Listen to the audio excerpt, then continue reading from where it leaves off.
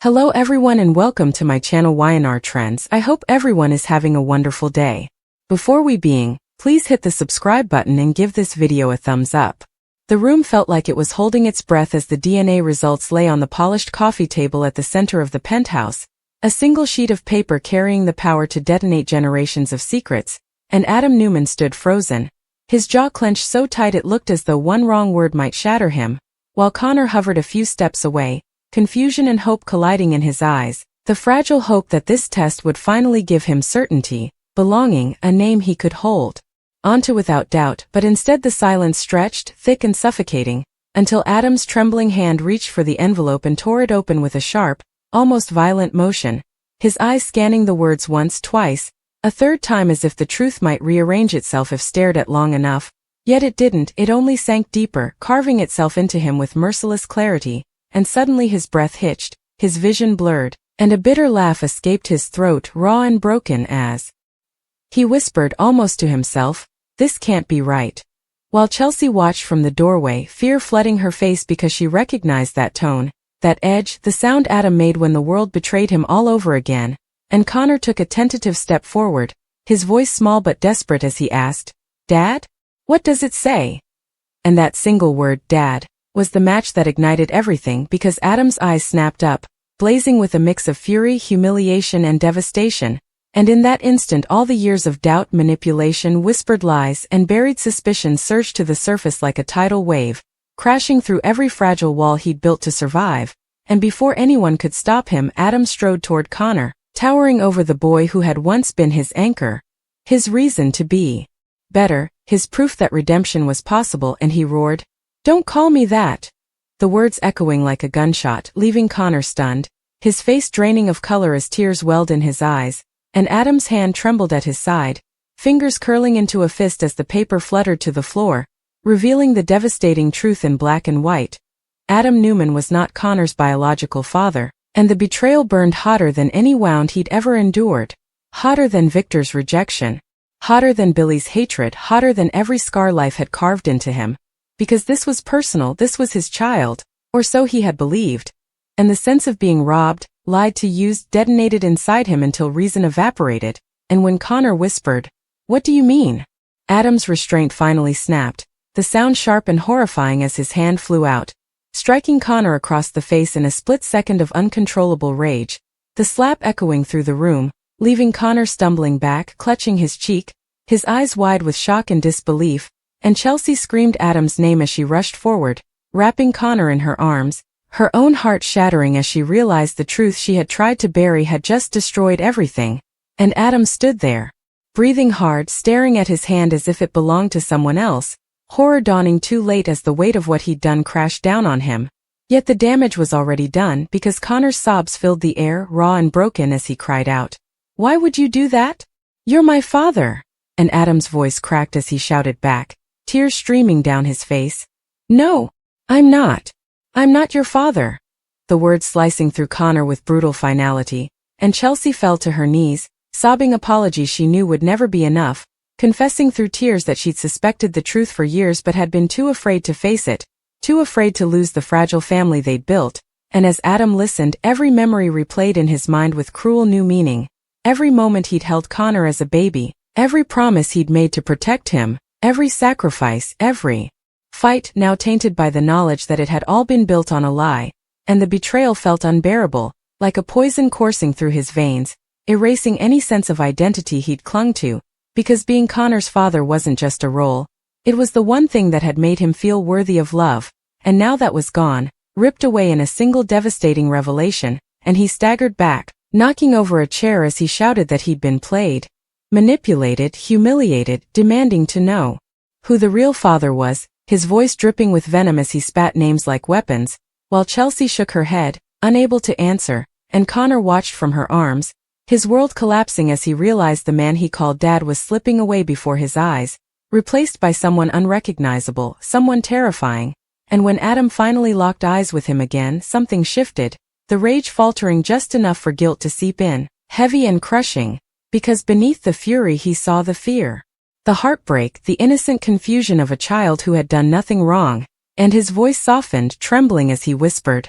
"I didn't mean to. But Connor recoiled, burying his face into Chelsea's shoulder as if to shield himself from further pain. And that rejection hit Adam harder than the DNA results ever could, because in that moment he realized he hadn't just lost a title, he had lost his son, not by blood, but by his own hand, and the room seemed to close in around him as the consequences settled, irreversible and damning, while outside the Newman empire continued to spin, oblivious to the intimate devastation unfolding within those walls. And Adam sank onto the sofa, head in his hands, sobbing as the truth echoed endlessly in his mind. He is not my father. Yet the cruel irony was that biology could not erase years of love, nor could a moment of rage erase the bond that once existed. But the damage had been done, scars carved too deep to ignore, and as Chelsea carried Connor out of the room, whispering reassurances that rang hollow even to her own ears, Adam was left alone with the shattered remnants of a life he thought was real, knowing that this revelation would ripple outward, igniting wars, exposing secrets, and forever altering the course of their lives, because in Genoa City, truth never came without a price, and this time, the cost was a family torn apart by a single devastating slap.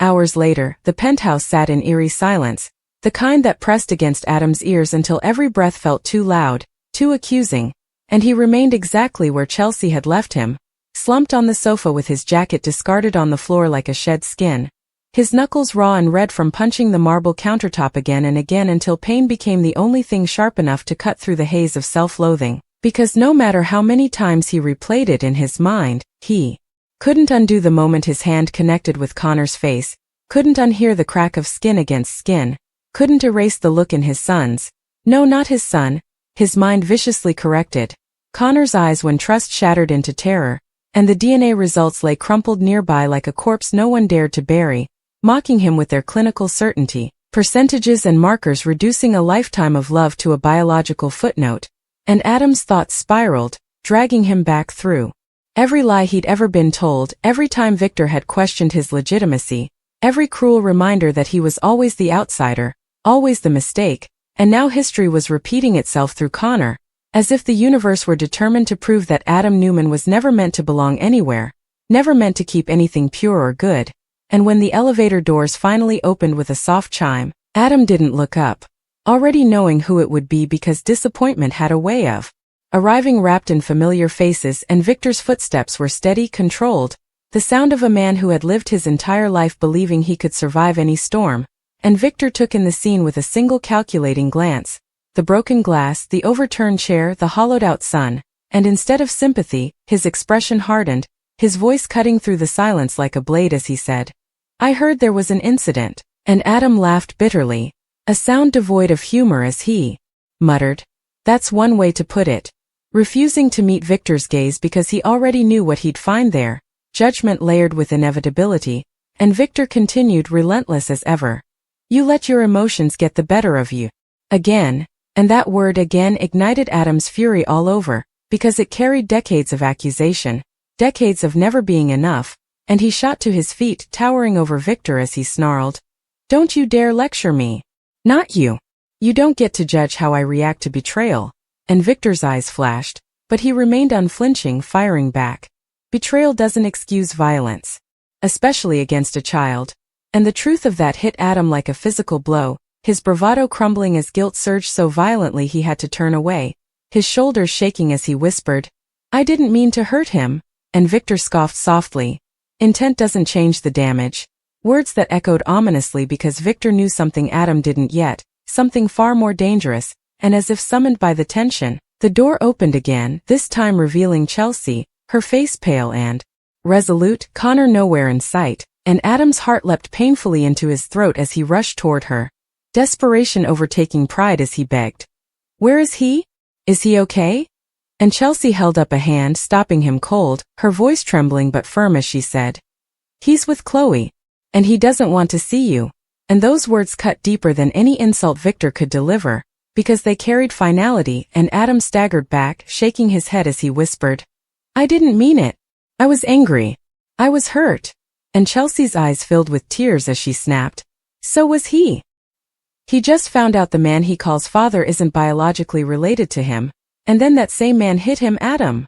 Her voice breaking on his name as years of suppressed guilt poured out. And she confessed that she'd tried to convince herself the test would come back different, that she'd prayed for a miracle she didn't deserve, because deep down she'd always known there was a chance Adam wasn't Connor's biological father, and yet she'd stayed silent, clinging to the fragile happiness they'd built. And Adam listened, hollowed out, because as much as he wanted to scream, to accuse her of stealing his life, he couldn't deny his own culpability, couldn't deny that his reaction had crossed a line that could never be uncrossed. And Victor watched the exchange with narrowed eyes, his mind already calculating consequences, because in Genoa City, secrets didn't stay contained for long, and when Chelsea finally said the words Adam had been dreading, Connor told Chloe, he's scared of you. The room seemed to tilt, Adam grabbing the back of the sofa to steady himself as nausea washed over him, because fear was something he knew intimately, something he'd sworn Connor would never associate with him, and yet here it was, undeniable and damning. And Victor seized that moment to deliver the final blow, revealing that CPS had already been alerted, that a report had been filed, and Adam's blood ran cold as he realized the situation had escalated beyond emotion into something far more dangerous, because this wasn't just about DNA anymore, this was about custody, about his future, about whether he'd ever be allowed near Connor again. And Adam's voice dropped to a whisper as he asked, "You did this?" And Victor didn't deny it, simply stating, "I protected my grandson," emphasizing that word with ruthless precision, reminding Adam that regardless of biology, Victor still claimed Connor as Newman blood. And that stung almost as much as the slap itself, because it underscored Adam's expendability in Victor's eyes, and Chelsea recoiled, torn between gratitude and horror, because she knew Victor's involvement would turn a tragedy into a war. And Adam exploded, shouting that Victor was stealing his child, his life, his redemption, and Victor fired back that Adam had destroyed it himself, their voices echoing through the penthouse like thunder, until Chelsea screamed for them to stop, collapsing into tears as she begged them to think about Connor. And for a moment, just a moment, the weight of that name silenced them both, and Adam sank to his knees, sobbing openly, confessing that he didn't care about DNA, that he'd loved Connor from the moment he held him, that being his father was the one thing that made sense in a world that constantly told him he was wrong. And Chelsea knelt beside him, torn apart as she admitted that Connor still loved him too despite everything, because children's hearts were resilient in ways adults often forgot, but love alone might not be enough to undo trauma. And as sirens wailed faintly in the distance, whether real or imagined, Adam couldn't tell,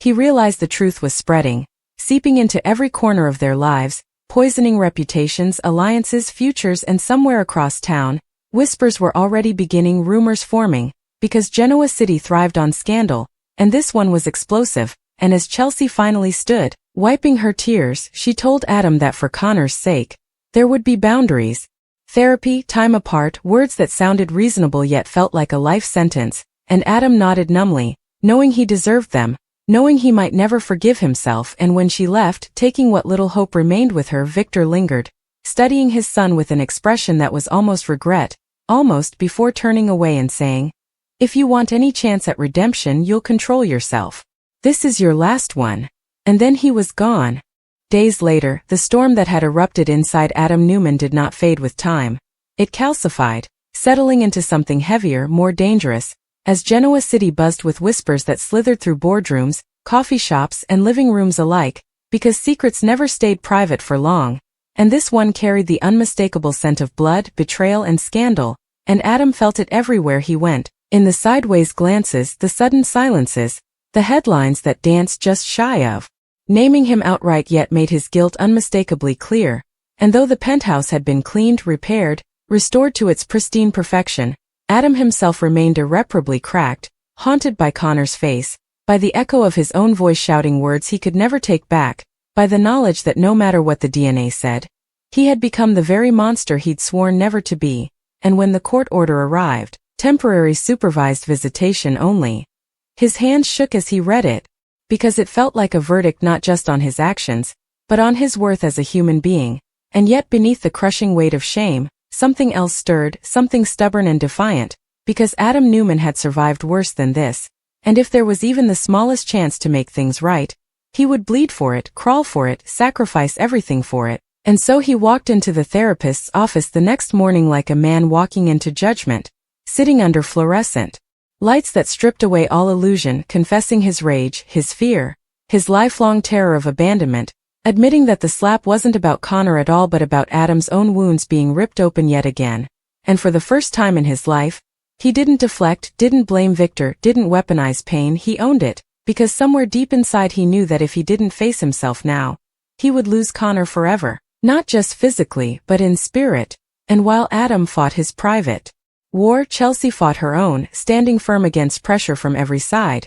including Victor, who pushed relentlessly for full custody under the guise of protection, his concern genuine yet sharpened by his lifelong belief that Adam was unstable, unfit, dangerous, and Chelsea, torn between gratitude and fury, refused to let Connor become another pawn in the Newman power games, insisting that biology did not erase years of love, that one violent moment, however unforgivable, did not define an entire relationship. And Connor, caught in the crossfire, retreated into himself, his nightmares returning with a vengeance, dreams where Adam's face shifted between loving and terrifying, where words like, "not my father" echoed endlessly, and Chloe did her best to create a safe haven, but safety felt temporary, fragile, easily shattered. And when Connor finally asked the question everyone had been avoiding, "If Adam isn't my real dad, does that mean he never loved me?" Chelsea broke down completely, holding her son as she swore through tears that love was not written in DNA, that Adam had loved him fiercely, imperfectly, desperately. And Connor listened, absorbing those words slowly, because children understood truth in pieces, not absolutes. And as the days passed, something unexpected happened. Connor asked to see Adam, the request cautious and conditional but real, and when Chelsea relayed the message, Adam collapsed into tears because hope, however fragile, had returned, and the supervised visitation took place in a neutral room filled with toys that felt painfully out of place. And when Connor walked in, his cheek still faintly bruised in Adam's memory if not in reality, Adam stayed seated, hands visible, voice soft as he said, "I'm sorry." Not once but again and again, not excusing, not explaining, simply owning the pain he'd caused. And Connor listened, his expression guarded, and when he finally spoke, his words were devastating in their simplicity.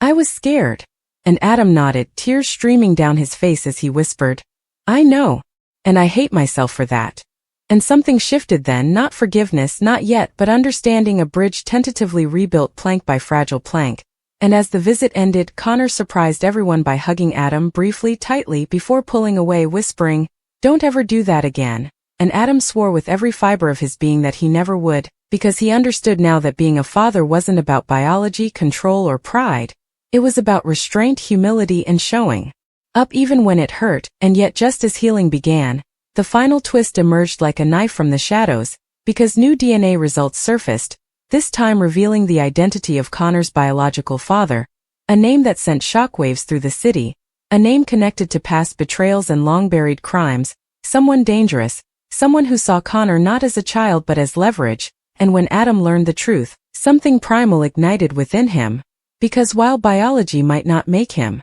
Connor's father, love still made him Connor's protector, and he went straight to Victor, demanding they stop the man together, their uneasy alliance forged not by forgiveness but by necessity. And for once, Victor saw something in Adam he could not dismiss, the unwavering resolve of a man fighting not for power, but for a child's safety. And as the threat closed in, Chelsea realized that despite everything, Adam was still the one Connor trusted, the one he ran to when fear returned. And in the final confrontation, when danger loomed and choices had to be made in seconds, Adam stepped forward without hesitation, placing himself between Connor and harm, proving in action what DNA never could. And afterward, as sirens faded and the crisis passed, Connor looked up at Adam and said quietly, "You're still my dad." And Adam fell to his knees, sobbing not in despair this time but in gratitude, because redemption had not come easily, had not erased the past, but it had arrived nonetheless, hard-earned and fragile. And as Genoa City moved on to the next scandal,